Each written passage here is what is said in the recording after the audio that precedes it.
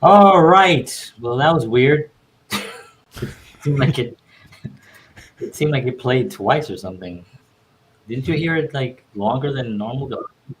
I Wait, didn't know. Didn't seem you longer hear than that? normal. Hear what? Where am I? You hear my Hear? voice? Yeah, I'm hearing you. What, is there an echo? Oh, that's what happened. Oh, we Okay. have we have. Oh, So, we're on different channels. So I'm also on Instagram. right. So when I go live on Instagram, the volume was up. So I hear ours live, Oh, and okay. shortly after, I hear the second one. So. Good evening, everyone. John Soto here. Welcome to tonight's show. My co-host is always George Batista, coming to you live from Rikers. He'll get into that later on his own personal. Tell you. I'm surprised they let you actually get your gear in there in your microphone. Yeah, they were good about it, but A they little, roughed me up before that. So yeah. Well, watch that mic because they can use that. Um, so I want to thank everybody for being on. We've been having some good inflow and people talking about stuff, and it's been just a lot of fun to talk about film and music and do it in a way that is makes more sense to me and to George. And talk about. I gotta put the volume down there. I'm on so many different platforms. you're like all over the place, man. Yeah, I'm all over the place. People say that. So this is actually going to be a very interesting show. I'm very excited to bring this to y'all, and I'm going to briefly just talk a little bit, maybe like just about 2 to 3 minutes about the film, and then I'm going to show the film. And this is the first time the film has been shown anywhere other than like in the theater, in festivals. And after the film, then I'll talk about it, and I have a 3 page. I don't know if I'm going to get through all 3 pages, but I have a PDF here that I created that I can actually email to anyone if you want it. I'll give you my email address at the end of the show, and I'll email you. And it's about releasing a film. It basically has everything that I did, all the steps that I did, and it breaks it down into just different sections on the importance on releasing a film. Basically, that's what it's called, releasing a film. Brilliant name. How did I come up with Wow. that? I have no idea. So a long, long time ago, when I was about 18 years old, I was working in a factory, and I was, just factory picking boxes up, and I was cleaning up the floor, and basically that was my job. And there was a gentleman there, and his name was Indio, Spanish guy, and they called him Indio. And one day I'm having lunch. I'm having lunch outside, right across the street from. I've told the story before, so if you've heard it, I apologize. But I was having lunch right across the street from the factory at this little store, grocery store, and I was eating a sandwich out front. Some other guys roaming around. It was just factory guys and people just having their lunches and stuff. So I'm standing there eating a sandwich. I'm standing outside because it was a really beautiful day, and this guy Indio starts staring at me like kind of in a weird way. He starts kind of staring at me, and I'm eating. And I'm a short little guy, so can you imagine when I was 18 years old? I had glasses probably this big, and I wasn't excited. I looked like I didn't belong, but there I was working in a factory, and he looks at me and in Spanish he says, "What are you doing here?" He's like, qué tú haces aquí?" And I said, and I was kind of eating. I was like comiendo. I'm like, I'm eating. He's like, no, no, no. He said, ¿qué tú haces aquí? What are you doing working at this factory? And I said, oh, my mom actually works here, and she got me a job, and then he looked at me. He's like, "Psh, bro," and this is all in Spanish. He didn't speak any English. He said, bro, he says, don't stay here. You'll get trapped here. Don't stay here. This is not the place for you. I could see you can do more. Don't stay here." And he points to this little tiny bridge that's, it's a walking bridge that's in the Bronx, and it goes over the Bronx River Right. to the factory. And he points at this bridge and he goes, "See that bridge right there?" And I go, he goes, "If I had a nickel for every time I had to cross that bridge to come here to this job, I'd be a millionaire today." He said, "Do not work here." And I remember kind of like smiling and almost like I didn't like brush him off, but I kind of was like thinking, well, I'll be fine, in my head. But then it stuck with me because then I went inside and I was working, and working in a factory, man, that's grueling work. I mean, one quick side note, I remember there was a truck of they called it lucite, and it was the Mm. material that you melt down to make like uh, clear covered plastic boxes that you put jewelry in. It was actually a jewelry making box company. No jewelry, just the boxes, and that's what they made there. And so there was these bags of 50-pound lucite. Now I weigh like 50 pounds, right? And 19, whatever that was when I was, 18 years old, I weighed less than 50 pounds. So this big truck comes in and it backs in to the factory, and we're all lifting and carrying this thing out. So as we're putting, now I'm dead. So they had me actually put the stuff down, the bags down, and create like this like this shape, and then it would build up, Hmm. right? And it would build up to the ceiling. And then they would hand me stuff. And since I was the smallest, I climbed up on top, and they would hand it to me with a ladder, and I would stack it up and climb on top of it. Stack it up, and it was all the way like to the ceiling. And then I climbed back down again, and I'm so beat. Like I've never worked that hard. Like my muscles were like numb. Feel Hmm. like when you work out to fatigue, like my Yes. body was just fatigued, and I felt terrible. So I come down the stairs, and as I'm coming down the stairs, the second truck is coming in. I didn't know it was two trucks that Oh day. wow. And that truck came in, and I swear to you, I was this close to crying. I mean, I thought I wasn't gonna make it. And then one guy was like, "Oh, no, one more truck." He goes, "Oh, this is the last one. Thank God, this is the last one." And I was like, and I'm thinking, it's just no way. So boom, and somehow I got through the second one. I went home and I collapsed. I mean, it was the first time that I realized work. Mm. I mean, real work, Right. physical manual labor work. And then I went back to work the next day, and I was there for maybe a couple of more weeks. And then a foreman kind of rubbed me the wrong way. He was really mean to me, actually, just not a nice man. He was going through stuff, I guess. And I cursed him out. And I told the ladies, there were all these like factory ladies that worked there on this machine making these things, and they've been there forever. And I told them what happened, and they were like, in Spanish, they're like, "Mándalo pa'l carajo." They're like, "You don't need this job. You're young. You can go anywhere. You don't have to work here." And they were all like, "Yeah, yeah," and they were so secure in their jobs because they've been there for so long already. So they could talk to anybody that way. So I went upstairs and I quit. I immediately when they called me, they were like, "Please come back," because I was a good worker. I was always I try to do my best. And but then I remember that guy. That's why I quit. 'Cause Mm. he's like, "Man, that dude was right, man." I was like, "I don't need to this."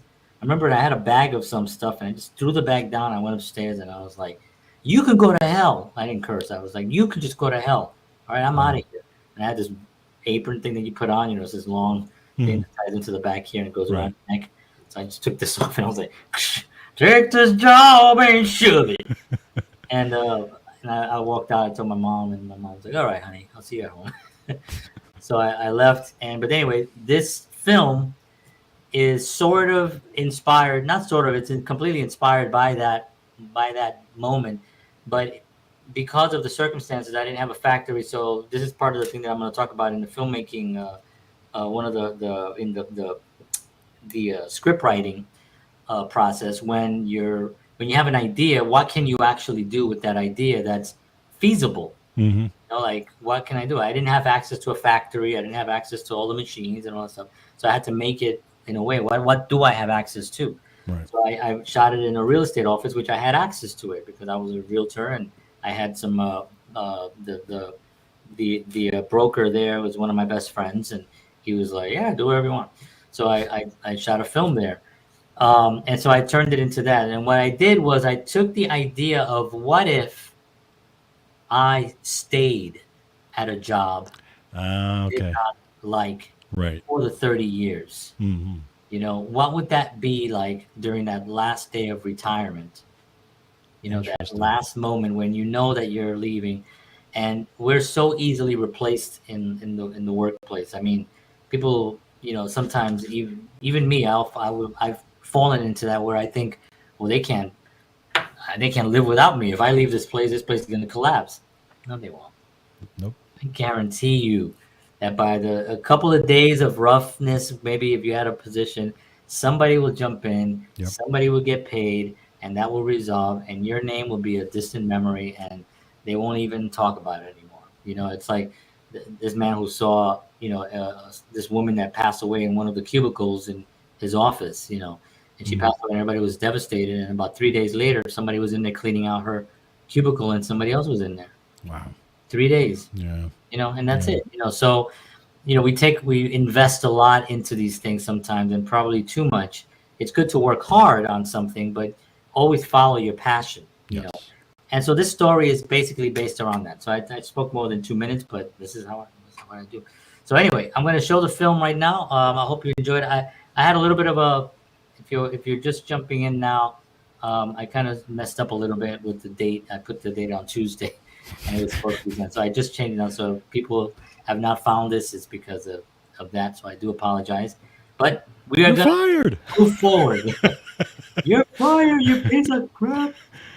All right, so this film is called "And on That Day." The main character is Henry Packer. It was a great actor, um, and it's the story of 30 years working somewhere, and that final day.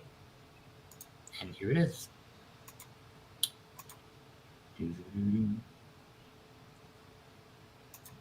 All right, let me know if you can see that, George. I'm gonna try to go full screen. All right, how do I go full screen? No, we can do that. Did that go full screen? No, right? No. We'll get it. That's me. Hey. You can act it out. Yeah, right. Maybe I have to hit this. I think that. Yeah. There you Hey. go. Oh, good. Okay, good. All right. Well, without further ado, here is "And on That Day."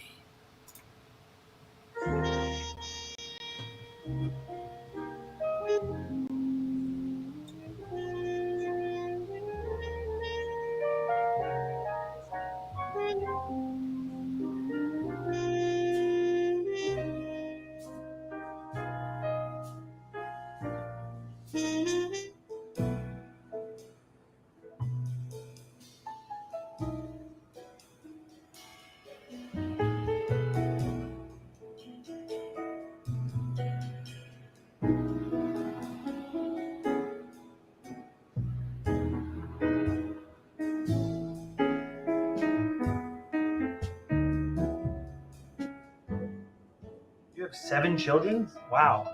You do realize the apartment you're calling about is just a one bedroom.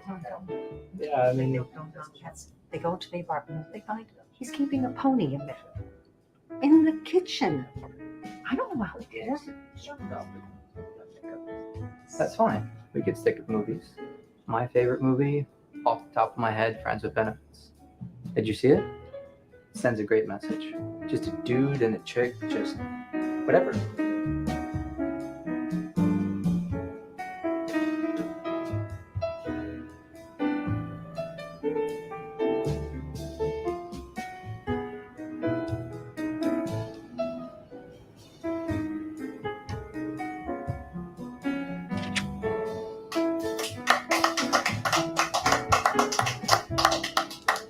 Robert, congratulations. 20 years? 30 years? Oh my God. You're a legend, bro. Congrats. Thanks, Ted. It's Todd. Oh, right.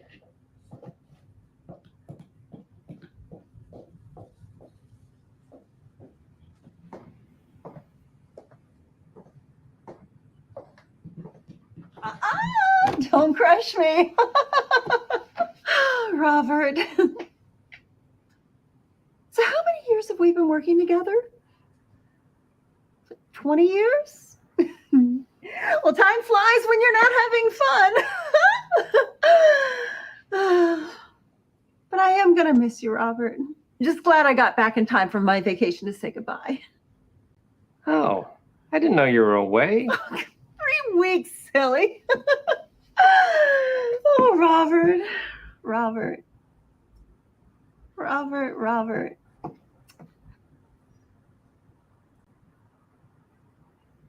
Well, I guess you have work to do, so I'll let you get back to it. Oh, but maybe you'll come and visit and you can volunteer to do some of my work.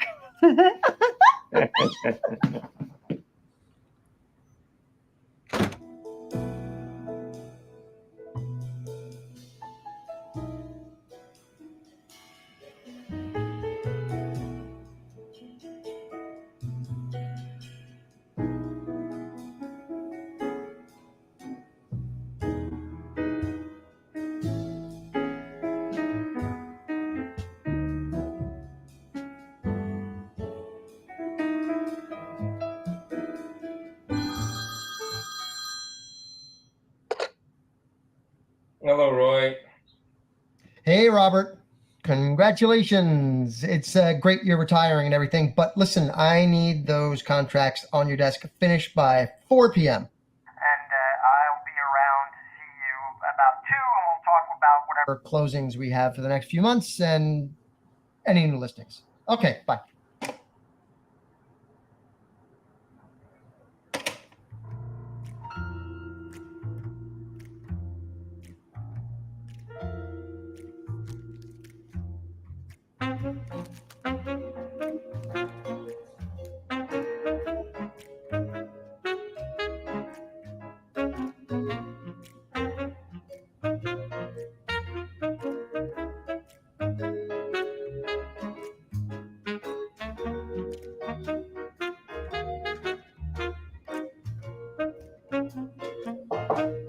Hey, Bob, sorry to bother you. Do you mind if I have my guy do some measurements? Sure. You could just measure this area because there's a whole lot of things. Yeah. Do you see that? Yeah, perfect.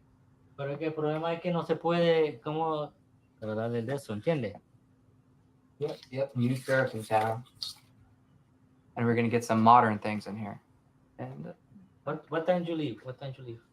Good day, 5 p.m.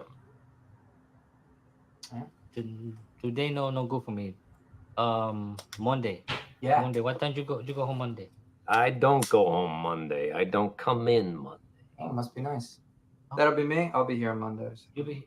Oh wait, you're not coming back no more? I don't come back no more. No No. more. You retired. Yeah. That's I so good. retired. That's good. Okay. Entonces yo vengo entonces el lunes, no hay problema, porque yo Sí. el lunes vengo ahí Sí. y él no está aquí, él vamos Mm-hmm. a la playa, ¿verdad? Vamos, yeah. Vamos. Okay, perfecto. So I'll see you Monday then. Okay. Monday. Anytime. Doors open. Monday. Okay. Okay. Okay, good luck, man. Let's see.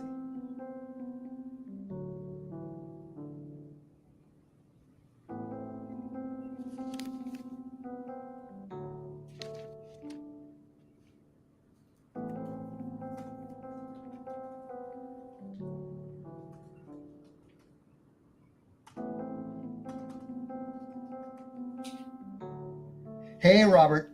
They need you out front. The printer's acting up and you got that magic touch. Uh-huh. Okay, see ya.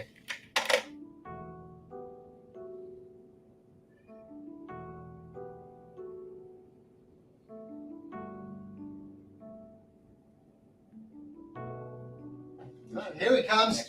Hey, for he's a jolly good fellow, for he's a jolly good fellow, for he's a jolly good fellow, which nobody can deny. Congratulations, Robert. I've only been your boss for 7 years now, but you've always been a great employee. Always doing exactly what you're supposed to do. And that is good. There's a little something from us and the company. Woo.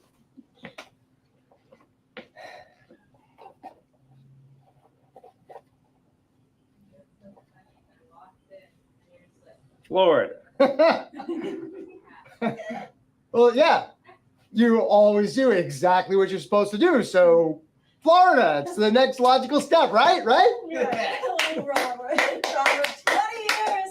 Beach. Oh, speech. Speech. Speech.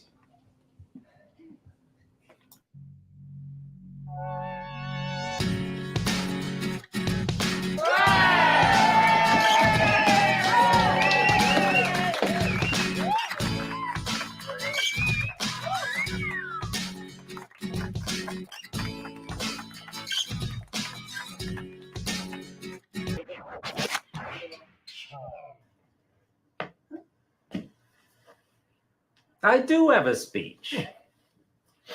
I didn't think I did, but as it turns out, I've had this speech prepared for a long time.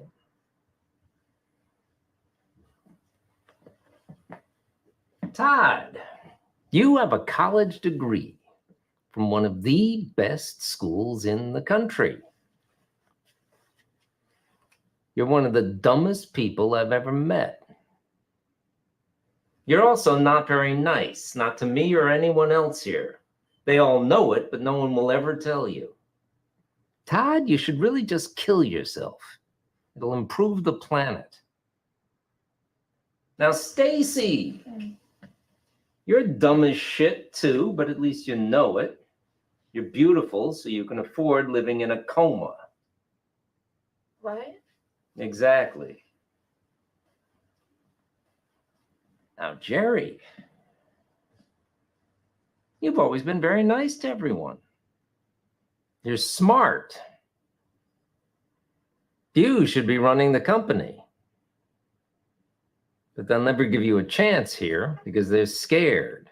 Scared you'll figure out how useless they all are and throw them out on their asses. Take your skills and run. You can do much better. Now, Alice, when you first started working here, I asked you out to lunch. You remember? You turned me down. But I found out later it was because you thought I was in a dead-end job, which you were right about. And you were looking for somebody with more ambition and a brighter future, so you married the very ambitious and successful Joe Pinella. It's been 10 years since you divorced Joe, but you're still too proud to admit how you feel about me. It's okay. I'm over it. But I will say,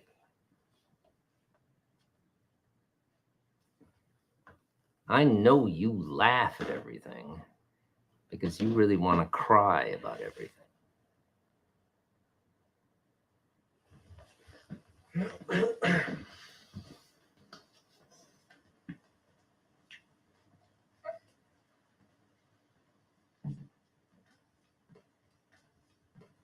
Thank you, everyone, for the keychain.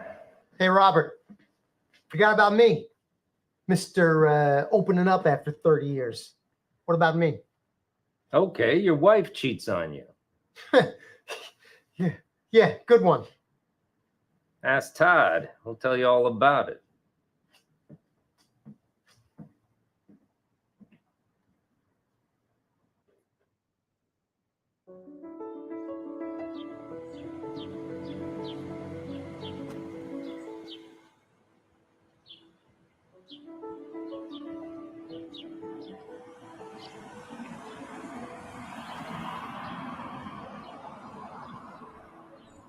I'm not ashamed of what I did.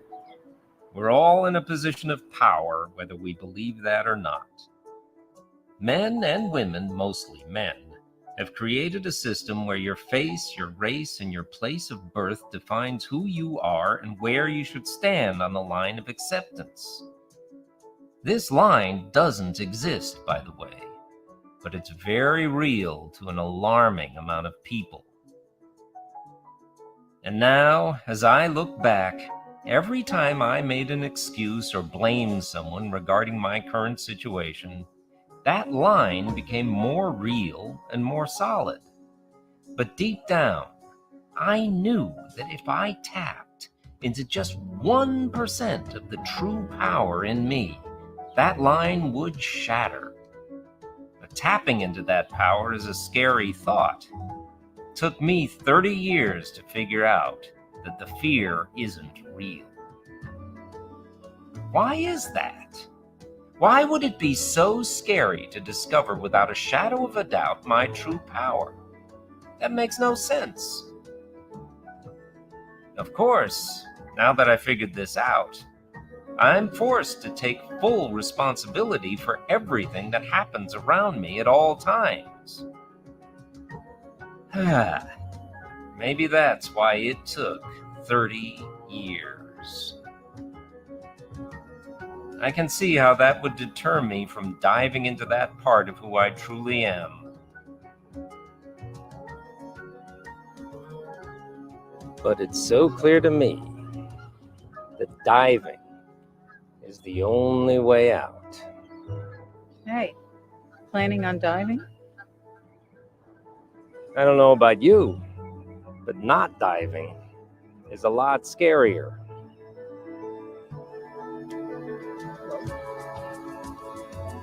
I'm doing good, and I'm not planning to jump. Well, that's good. You aren't, are you? Not now. I'm Robert. You come here a lot?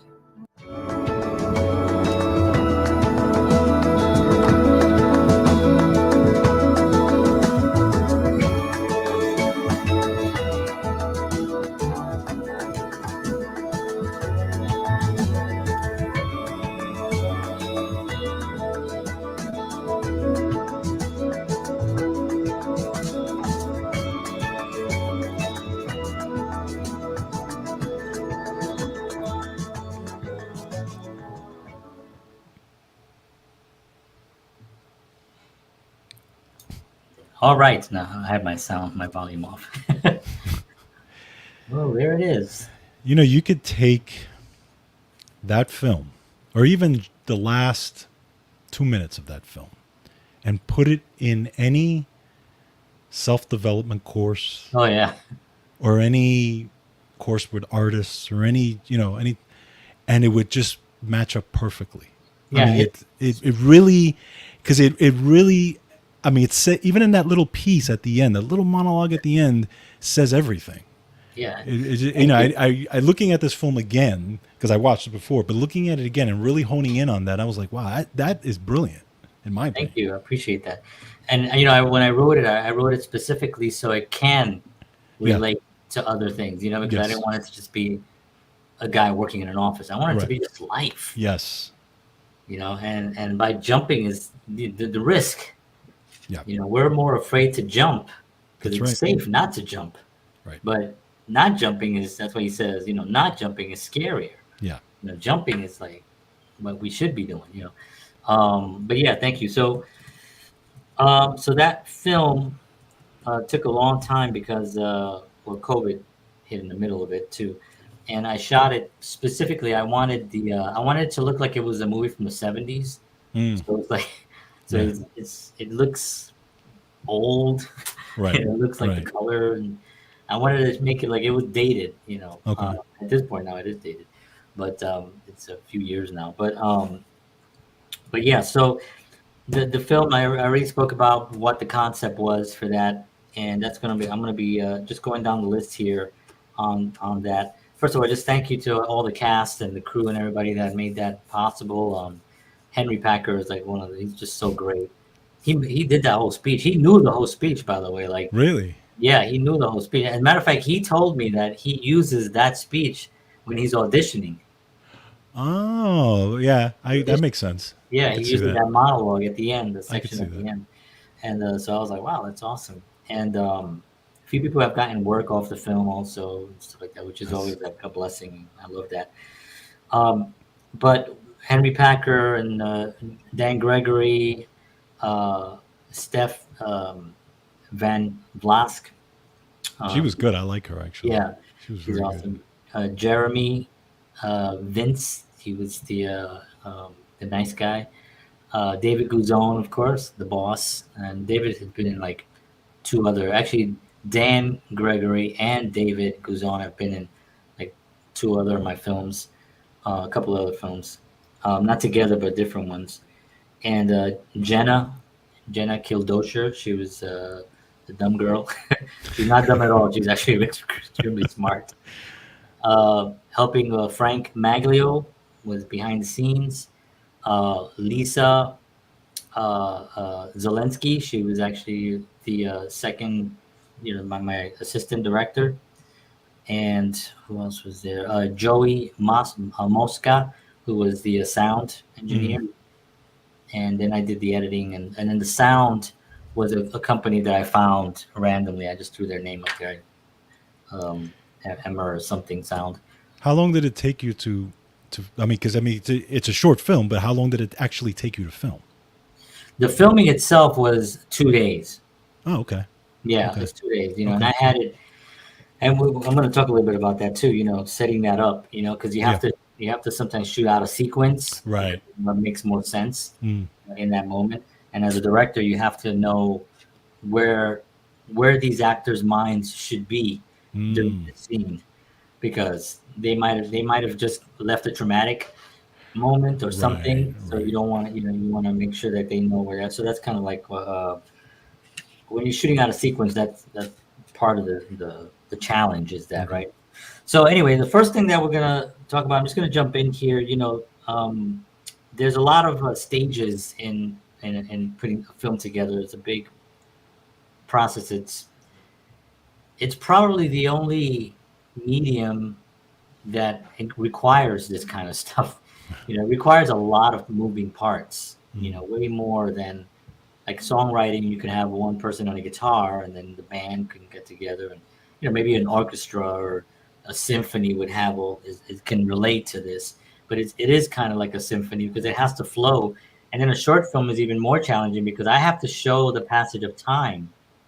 I have to show the grueling. I have to show there's no real physicality, but the music and him opening up another thing and showing the pile of folders go down, that there's a time limit.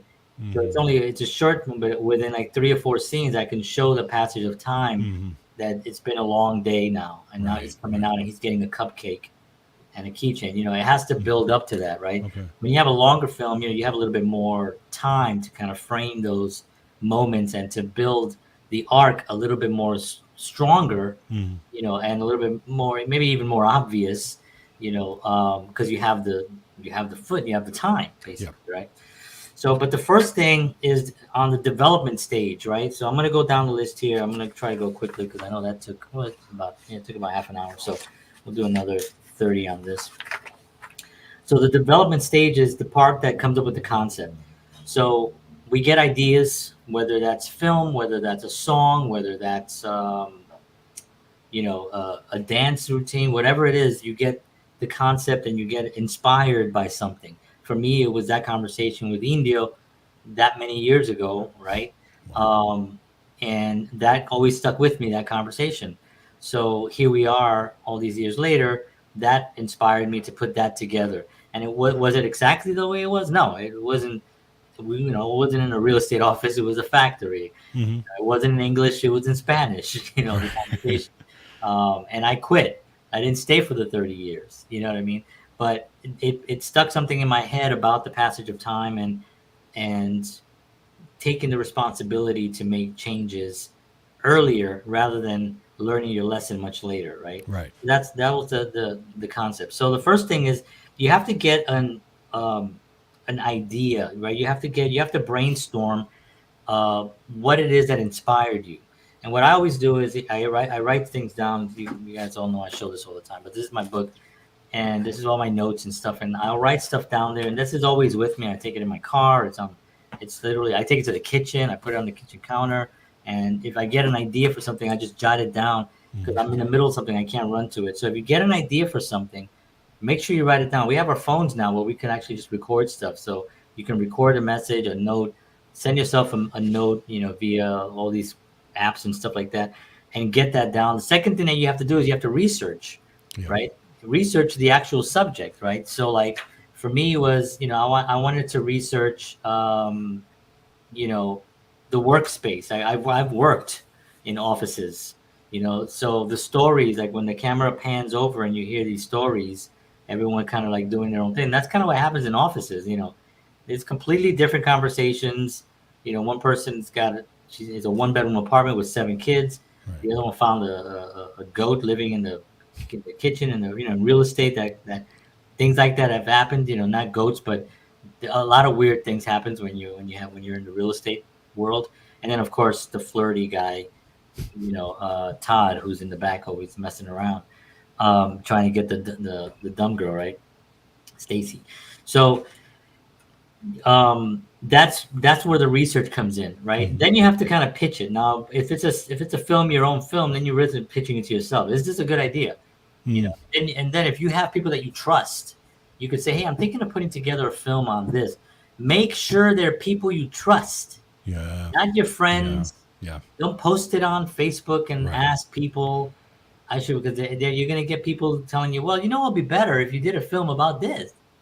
And it's like, well, that's not really what you thought of. It might be better, Sure. but that's not really what you're asking for at that moment, right? Sure. So they have to be people that you really trust, that you bring the idea to and say, I'm thinking of working on this. And then you know that you're going to get back constructive criticism, or not even criticism, but constructive feedback, basically. Right? Then after you figure out, you're like, okay, I'm going to write this story, and it's about a guy, and he's worked in an office for 30 years. And on that last day, he's just, for some reason, that last day, he knows he's got nothing to lose. He knows he's not coming back here Monday morning. He knows he's never going to see these people again because he didn't like them when they were there. It's his fault. He's taking responsibility for it. This is what the story is going to be about. And then I have to sit down now and I have to write it, right? And the writing of it comes from really, you have to first outline, right? So you create a detailed story outline, which I just gave it to you, right? That was the story. Then you write a draft, right? You just write. And what I do is sometimes you can't really sit down and think that it's just going to come to you. You just force yourself to sit down, look at the clock and say, okay, I'm going to write something for an hour, for 2 hours, or whatever the time you give yourself. And you just start writing. Hi, Tom, how are you? I'm doing well. Great to hear it. How was your weekend? Just nonsense, terrible writing, right? Just write something that because you already have the idea. So Robert's coming into the office. Okay, he's retiring. So applause. Okay, everybody applauds. Okay, somebody thanks him and forgets that it was 20 years, 30 years. He's like 20 years, 30 years. Right. And so right there you have already the first. Nobody even knows how many years. He doesn't even know. It's like not even that important. But to Robert, it's important, right? Yeah. 30 years there, but that was actually a mistake originally. And really? He did 2 takes.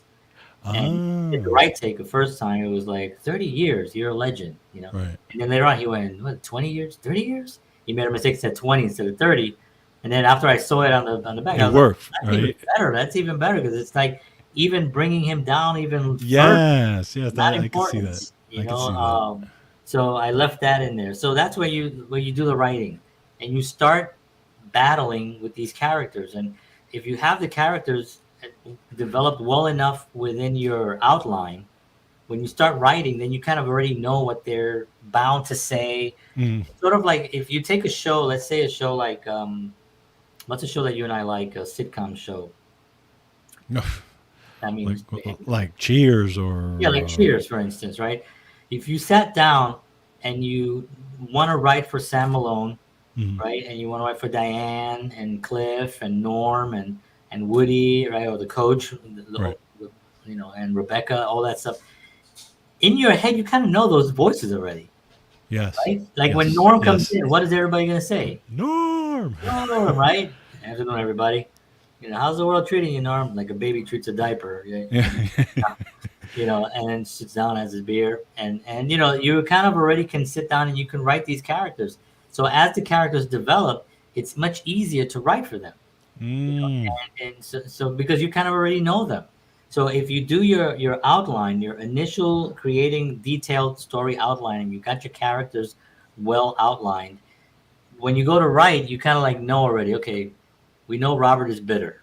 Right. We know that there was a relationship at one point that might have happened between Alice and Robert. It didn't happen. Alice rejected him, and she divorced the guy. 10 years. We know that that was there. I put that in later, right? But I knew that already coming in. So that's why she's like, yeah, and so ridiculously over the top, trying to hide her and laughing when she shouldn't even be laughing. You know what I mean? It's like there's nothing to be laughing about. The guy that she probably really likes and really should connect with is leaving. Yeah. This is his last day here, you know. And of course, in my head, that these characters are much more broader because they were mine, and I remember writing about them. So you get, the character, the David Guzon character, right? Roy. So you get his character. What were you gonna say? No, you just hit me, and I never thought about this as far as writing, that the character that you have, even in that short piece, has to have a backstory that you don't even see. Absolutely. And I never thought of it that way because you're right, because that moment, is that moment that we see, but there's stuff that went on prior to that you could literally write a whole thing on, but you're not going to know about it, right? Right. That totally makes sense. It's something as a person who really doesn't know this stuff, it completely makes sense. Yeah, and shows do they'll do what's called the show Bible, and it's basically all the backstories of every character. And you may not even, if it's an important character and a main character, they'll write a backstory, and the backstory might change later on, and they might add something to it that maybe the show developed in a weird way or developed in a different direction. We could say that he used to be a breakdancer back in the days. Oh, really? Yeah, and then we'll have him do some stuff. You know what I mean? And that could be added on later on. But in the beginning stages, like Sam Malone was a pitcher. Yeah. You knew he pitched. You knew he was an alcoholic. You knew he was a recovering alcoholic. You knew he liked the ladies. Yep. All that stuff developed as one. But this was already documented before the show started. That's right. Because as soon as that first action, that first day of shooting, these characters have to be that. They have to. They already have that backstory. So, and it makes the actors much more connect with the characters because now they know this person, so they're coming into the scene already having all that behind them. Right. And it really makes it a lot easier for them. So after you do your first draft, you get the screenplay written out, and you get to a point where you read it, and you're gonna read it probably like a bunch of times, and you're gonna change things. What I always say is you should have a big monologue, but you should have, if you notice, a lot of the characters have not long monologues except for Robert at the end. Mm-hmm. That's the only, he has that big chunk when he's trashing everybody, and then he has that other big chunk when he's, but everything else is very small. Alice has a little bit of a section there, but she's very uncomfortable, but it's very, very quick, right? Quick. Mm-hmm. And what happens a lot of times is that things get extended on a lot of, when you're writing. So like if you're going in to buy a pack of cigarettes, and I've talked about this before, right? If the scene is somebody goes in to buy a pack of cigarettes, and then you got to shoot the guy going in, open the door, go into the counter, let me get a Marlboro's lights, and the guy gives him a pack of cigarettes and changes them. Like, all right, thank you. That scene to me is a waste. And I see this a lot happening where it's like a scene that I'm thinking like it didn't give me anything. Like maybe if he spoke to someone that later on has something to do with the storyline. Yeah. But if it's just to show that he bought a pack of cigarettes, you can easily get the camera, frame him outside of the grocery store, have him come out with a pack of cigarettes going like this. And you've done it. He went in and bought a pack of cigarettes. He came out. People are smart. They're not going to look at that and be like, "What you doing?" Sure. So as you rewrite your script, you're going to think of shortening lines and getting and rewriting dialogue to get more to the point. And maybe there's some words in there. Even like now, when I watch my film again, there's some lines in there that I knew I could have chopped that down a little bit. And saved a little bit more time, and got to the point faster, Right. But I chopped it down a lot. But you can still even do less. It's like what Robert De Niro says. Actors think that they have to go in there and they have to do more, and they have to. No, people in real life don't do more; they do less. That's true. Very true. Yes. In real life, when people are having conversations, they're not going like, "What? What's going on?" No, they go, "What? What happened?" Yeah. Well, I Yeah, don't understand very what happened. true. It's just normal, you know what I That's mean? right. You know, so always think of doing less. So when you're writing it and you're getting ready for that final draft, start thinking with that in your head, like, is this going to be too long? Is this dragging? Yeah, You know, does this get to the next scene where people are interested in what's happening next, as exactly. opposed to like, oh, I'm glad that's over. You know, it's Yeah. like you want to, um, script coverage. Then you get feedback from a professional. You know, you can get somebody to read your script again. Trust. There's a small section here that I wrote on financing. Every film is different. You know, this film was very inexpensive to make. You know what I mean? Because I had all the gear, the actors, I paid for sound and I paid for the color correction because I wanted that kind of a gloomy kind of a thing. um, and or the 70s style look film. I even sent him clips, screenshots of like Hill Street Blues, Oh, cool. also Law and Order. You know that bluish kind of Yeah. all TV show kind of thing, right? Right. Um, so financing is different. You got budgeting, you got funding. You can do crowdfunding. You can, and then, of course, if somebody buys a studio wants the script, then that's even better. So that's a different thing. I don't really know a lot about financing. I do, but I don't want to go into it here because there's too many. It's a whole other world. Because financing is always the problem.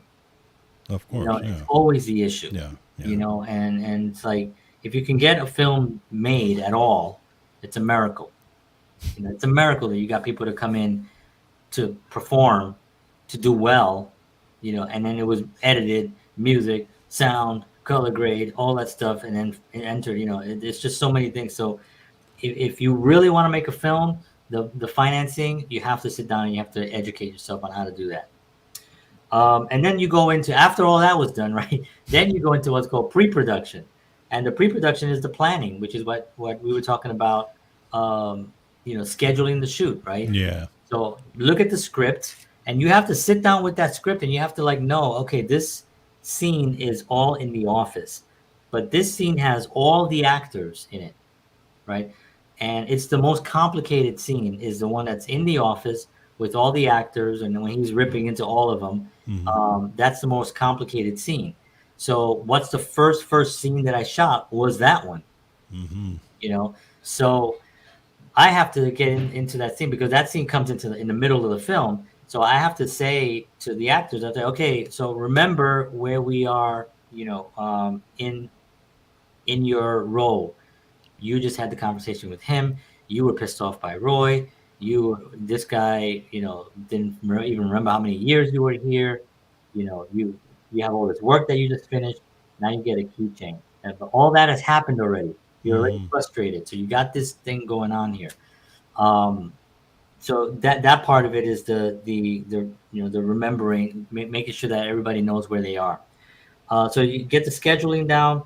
Some people do what's called storyboarding, and storyboarding is when basically that you have a board and you draw the scenes, Each scene. Okay. each scene, and how you want to shoot it.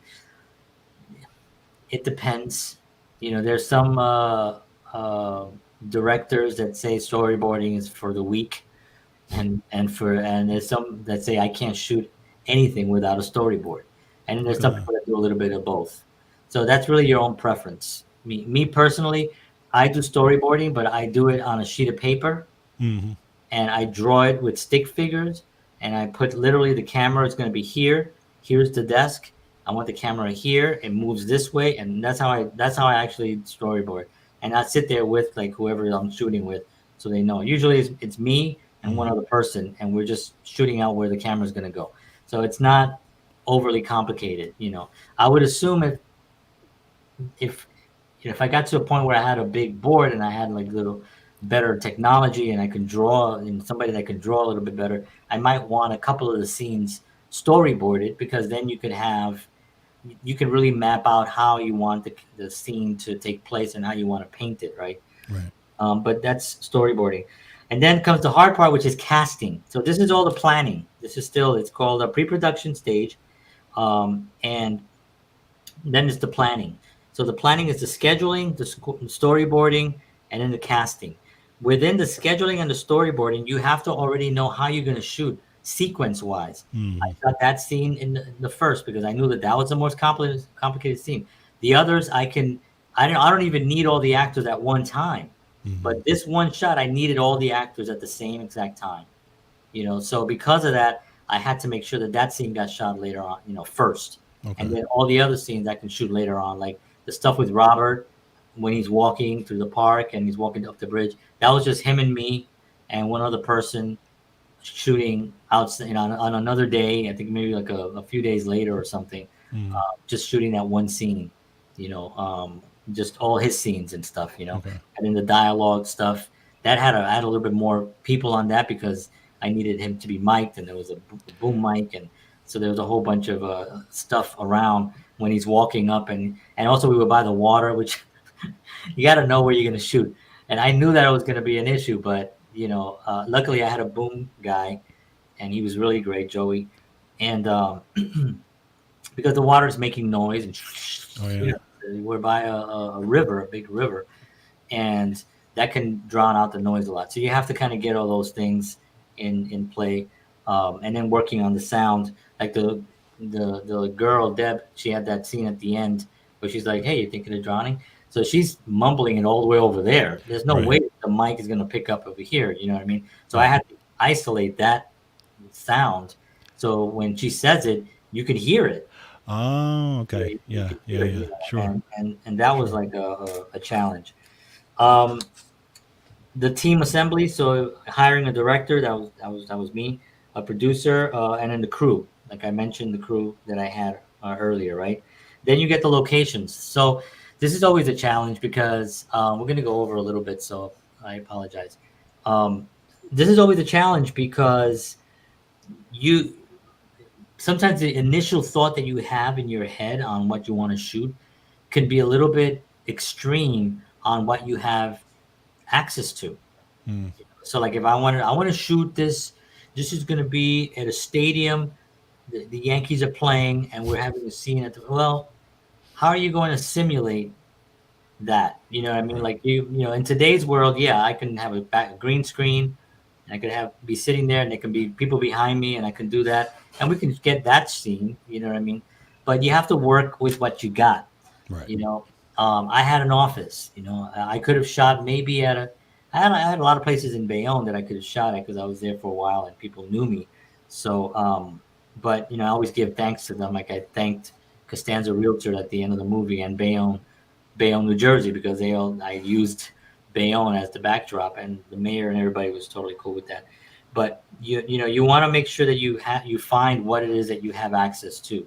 So that's a really, really important thing. So locations, important. Permits. If you're shooting like in a park, if you're shooting, if you're shooting quick scenes, people walking, somebody walking, you may be okay. You don't. But if you're shooting in a sidewalk where there are a lot of people coming back and forth, and you have a big crew set up and stuff like that, you got to get permits, and you got to go to City Hall, and you got to pay something, and they'll give you the permission, and then they'll even give you a police officer if you need it, just so the cop could stand there and just kind of get people off your set or just help you, just be there for presence.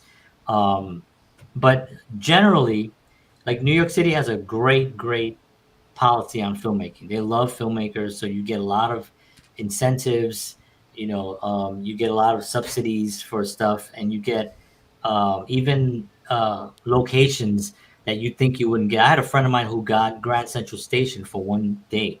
Wow. Like he got one day on Grand. They gave him that, and he couldn't use it for this film, but he was like, "Oh my God!" He was like, "Can I hold on to this?" So he still has. I don't know if he ever used it or not, but this was years ago. But they gave him one day, and what they would do is they would close half the section. You bring your crew in, and you probably can't do the whole 24 hours, but you probably do like 6 hours or something, and you can do your scene.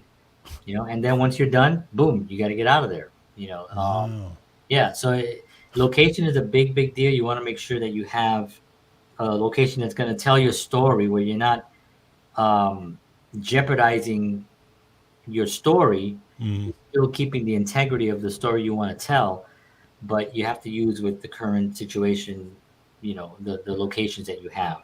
So even if you're a small, like I said, a small film like that, you're on the street and you're filming that piece, right? You said you have to get a permit. Is it like, is there a limit to the amount of time, and or is there a limit like how, like when would you know you need a permit for something like that? You have to kind of use a little bit of your common sense. Okay. Like if I had 10 people So walking across the right. street and I'm filming them walking across the street, then you Okay, got so you're actually going to affect everything that's affecting around. Yeah. Okay. Yeah. Makes sense. I used the park because the park was empty. Right. I could have him, and we were early. We shot early there, and so I could have Robert walking around the park, and I had a bunch of other footage of him walking around, and I had I had to even adjust as I was making it, because a lot of that speech he was going to make some of it recorded over, voiceover, Mm-hmm. and then some of it he was going to make 2 camera. Oh, okay. So it was going to be back and forth, but because of the audio and the sound, and it was hard to match up. I just decided that he's just going to do the last part to camera. Gotcha. So again, you adjust as you go, right? Okay.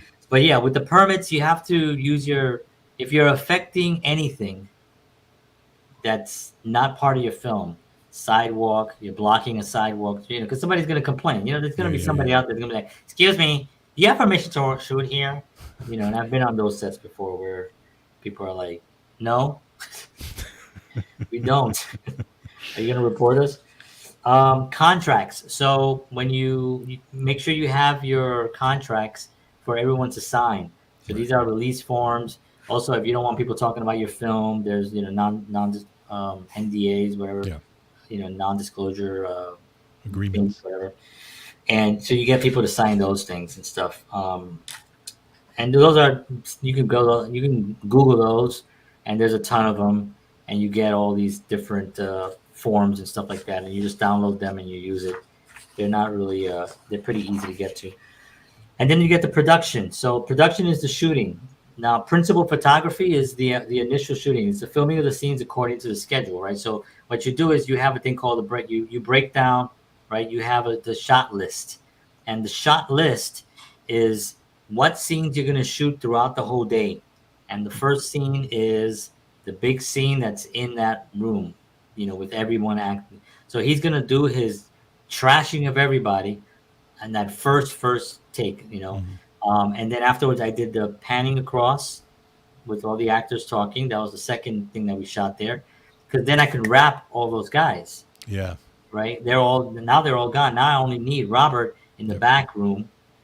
Right. And then just doing all those scenes of him talking to Roy on the phone. I don't even need, I got David later on. I think David and Robert stayed. Okay. I got both their footage. Then David left, and then Robert stayed, and I got more footage of him. And some of the footage, I don't know if you noticed, there's a scene when he grabs the keyboard. Mm-hmm. He got the keyboard, and he's kind of like, yeah. So that wasn't in the script or anything, but Robert, Henry, I should say, the actor Henry was actually doing that, and I had the camera rolling. Oh, so that was just like he was really doing that. Oh, interesting. And I thought, oh, you know what, that fits in with Robert, because remember later on he says we're gonna get modern things in here. Yes. And so he's looking at this keyboard, it's wireless, and that's kind of still new for Robert. He's like, he's looking around to see it with the cable and stuff like that. And I thought that was an interesting thing, so I left that in there. And then once I got Robert's stuff and I got David's stuff, then I wrapped up with the principal photography. The rest of it is, what they call inserts, the cupcake, right? Him going like this. There's a shot up him like this, dun, dun, dun, like that. There's all those little tiny scenes that you put in later on. The walking, him walking and stuff, walking into the actual office, that whole walk. We shot that in another day. Right. And he opens the door and then everybody's there. But that was shot was nobody was there when he walked in. So he's just walking into an empty office. Yeah, exactly. Sean says happy accident. Exactly. Yeah. It definitely was. And there was a lot of those, that happened during the shoot, because you start thinking about like the possibilities are endless about what can happen. You know what Right. I mean? Exactly. And part of it is like if you have um, sorry, if you have like 10 actors that you have to be responsible for, you know, then that becomes a lot, and you need a crew. You need to make sure that the principal photography comes first, and that you Mhm. are able to shoot every single thing, right on time. Because if you don't, you're not going to get these people coming back. That's right. You know what I mean? You're just not going to get them coming back. And then if you do, then you got to pay for them to come back, and then that just throws the whole money thing, Hmm. out the window. So hold on one second. I'm a little thrown here because my family just, I don't know. It's all right. Okay, so then you got the dailies. The dailies are what you shot. So you go back and you look at the footage that you shot and make sure that it looks good. You're like, okay, cool, that looks clean. That looks clean. Like, oh, I don't like the way this is framed here. Or I don't like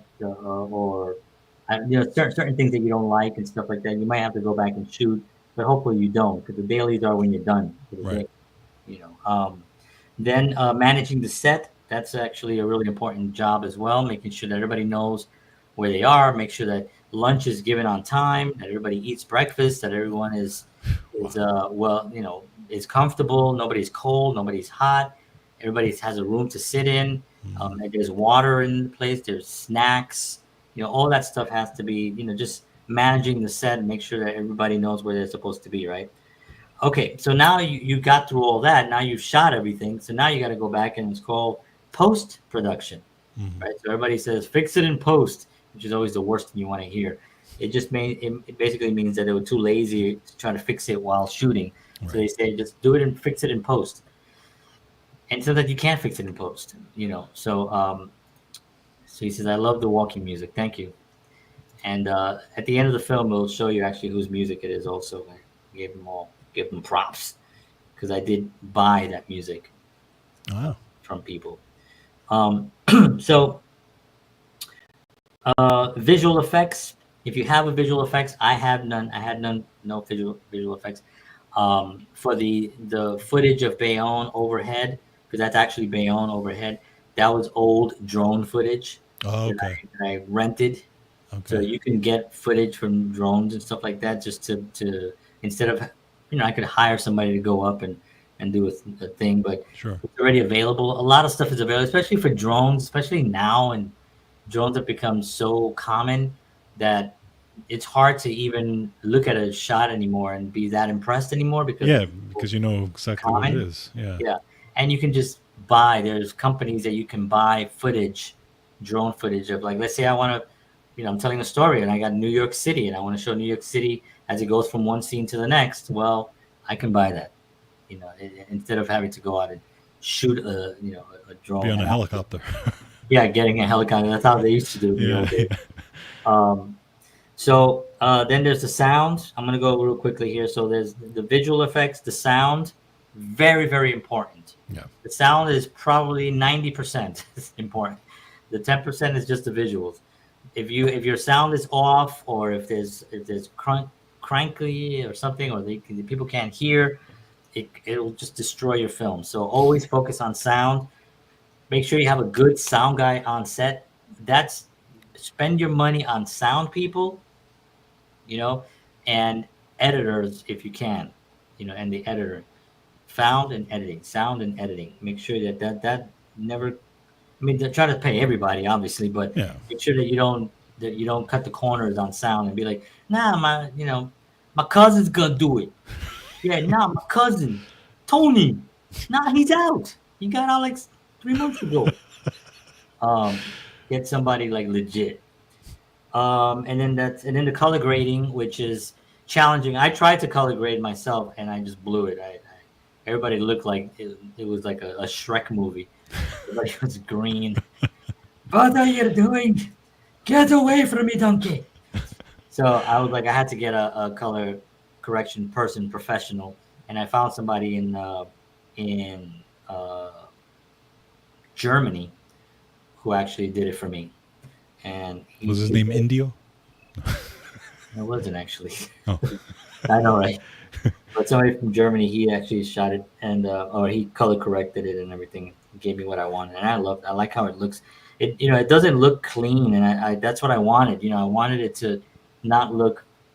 I'm not a big fan of 4K, 8K, 10K, 100K.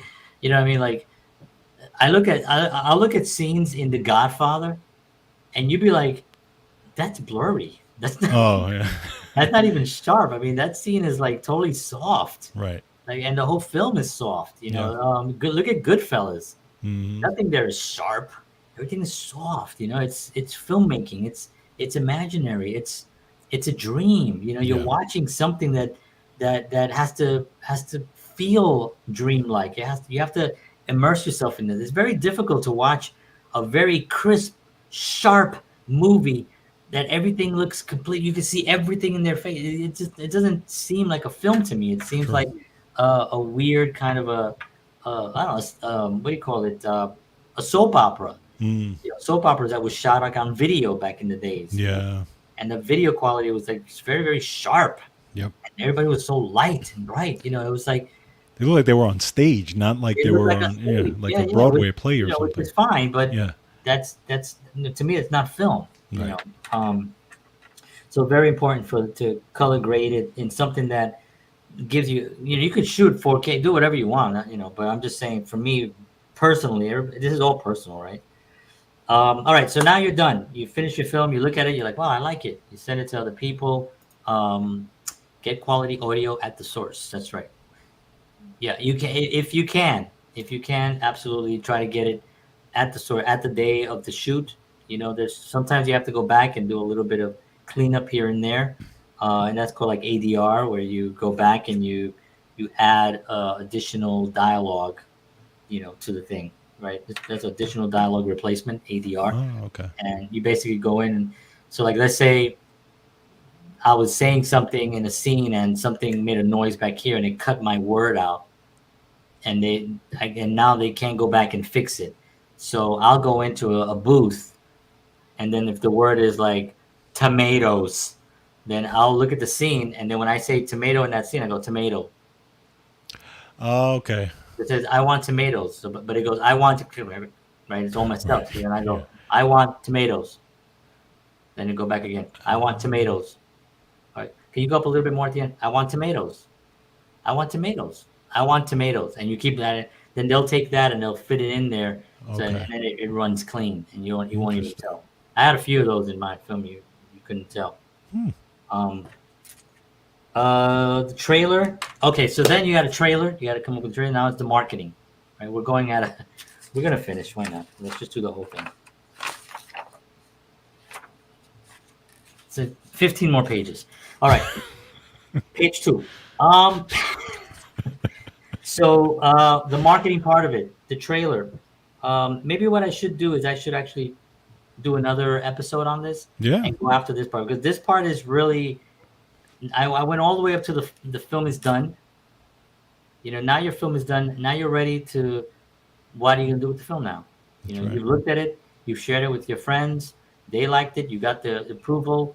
You corrected anything that you felt that you looked at it and you're like, okay, this is a good piece of work, or at least as best as I can do it with the source, the resources that I have. Right now, you're ready to start marketing it. Right. So the next thing is the distribution stage, the exhibition stage, which has to do with the film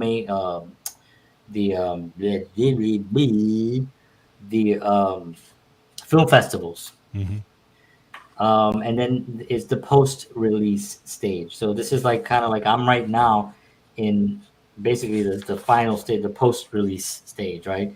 Like I'm now ending this film run with this episode, and what I'm gonna do moving forward from here. I have a new film that I'm working on right now, and that one is called. I have to look because I still forget. It's called Not Our Time. And that film, I have it cast already, and I'm almost done with the writing on that. and I'll start that process. But now I'm finishing with this one, and then I'll put this out on YouTube live, and then I'll share it, and I'll continue to share this film live so people can see it, and then that's that section of it. So that's the distribution stage, which I'm gonna leave for another episode because I think that this is a good place to end for tonight. But yeah, so I want to thank everybody for tuning in. I appreciate it. I will have the film. It'll be on YouTube now. It'll be unlisted finally. So if anybody's interested in seeing it, you can just go onto my YouTube channel and check it out there.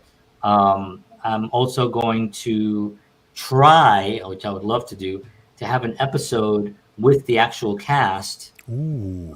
And then just see what they're up to and what they're doing, and we'll talk about the experiences on this, because it was a long time. It was a long time making it. It took a long time to put this together. As a solo filmmaker, you run into a lot of logistics that you have to either figure out or find someone that can help you. Right. But what you can't do is give up or make excuses or try to just make an excuse about something. Don't use whatever it is that you run into as the fodder for keep going forward, keep moving and stuff like that. Because you're never, ever, ever will you make a film where it'll go smoothly. Never. Things are going to happen. People are going to be late. The time's going to be, you're going to say oh yeah, we got like 5 hours to shoot this one scene. This should be easy. 4.5 hours later, you're sweating. Yeah. Because you don't have it yet. The lights didn't work. A siren was outside. It messed up the sound. There was construction going on that we didn't know that wasn't there yesterday. Garbage truck messed up a whole scene. There's so many things that can go wrong and have gone wrong. Right. That if you don't have the viewpoint of whatever happens, I'm just going to make this film. I don't care. I'm just going to make it. If you don't have that viewpoint right off the bat, then you're going to struggle. You will struggle. So just have the idea that I'm going to keep going. And it's like Robert De Niro was talking about, going in for an audition. You can just assume you're not going to get it. Go in with the idea that you're not going to get it. You're there. I think one thing that I liked also was Brian, the actor, Gresham. Oh my God, what's his name? Breaking Bad. Bryan Cranston. Cranston. So Cranston had a wonderful thing where he was saying, the viewpoint on auditioning or anything that you're going you're thinking, I got to go in and get a job. And you're like, no, that's not your job. Your job is to go in and show them what you're doing. Yeah. Show them what you do. This is what I Right. do. Then the rest of it is in God's hands, and in the casting, you don't know what they're gonna pick. You know what I mean? Thank you, Sean. I got it. Took me a minute, but yes. But you don't know what it's gonna be. So if you go in with the viewpoint that I'm just gonna do the best that I can do with the material that I have, and I'm gonna go in and I'm gonna act, because that's what I do. I'm an actor. I'm gonna go in and I'm gonna perform for these people. And when I'm done performing, my job is done. I got the job. The job was getting the audition. I got the job. Now I'm going to leave. Whatever happens to that, after that, it's just in the hands of the casting gods, the director, the producer. The producer might be like, yeah, I like him, but he's too short. Yeah, I like him, but he's too tall. Yeah, I like him, but he's too this. I like, all that stuff is not into your in your hands. So with that viewpoint, if you go into a viewpoint like that, like with the film, making a film, or even going on an audition or anything that you do, it frees you up. It frees you up. Yes. It Yes. frees you up, because Yes. now you're like, well, this is what I do. Yeah. I'm going to go do this. Right. And he said that once he had that cognition and he started actually just doing that, he always worked. He was never not working. You know what I mean? And now he's an Academy Award winning actor. He was on Seinfeld. He was Watley on Seinfeld, and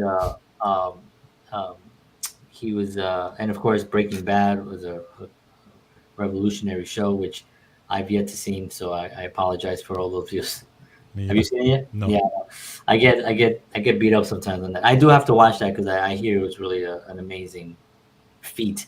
But I'm also not a big fan of like drug stuff. You know what I mean? Like mafia stuff is about the families Right. and it's about the power and stuff like that. They don't really go into the drugs. They don't go True. into gambling specifically. It's not about the dark side. It's about the family. That's why I like that kind of stuff. But the actual drugs and the cutting of the drugs and the sniffing of the drugs and the doing drugs and all that stuff never been. And I don't know if that's what it contains, but I thought that that's what it was. So who knows? All right, folks, we've gone long today. I want to thank you all for sticking around. We appreciate you as always. I love you all. We'll be back. Actually, no, we won't be back next week. George is going to be away. Like I said, he's in Rikers. He's got his weekly cavity check. Body cavity search. Body cavity check that they do on him weekly. They don't have to do it weekly, but he requests it. Do not understand it. It's not even mandatory. It's like once a year. He I wants it just weekly. want them to know I'm not smuggling anything. He wants them to make Damn sure. it. But no, George is going on vacation next week with the family, so he will be away. I actually am driving also away for that weekend as well. We will be having. I think I'm going to put on the first episode that we had for JHS Talent. For those of you who've missed it, you can check out that episode. And then next week we'll be back and we'll see what happens, how we go after that. Because I'll be in Florida for a little bit. Hey, George likes what he likes. George likes what he likes. Just what it says on his T-shirt. Hey. Hey. Don't shaming me. Canceled. Yeah. All right, folks. Thank you very much. We love you. We will see you all soon. And thank you all for watching. God bless. And as always, peace.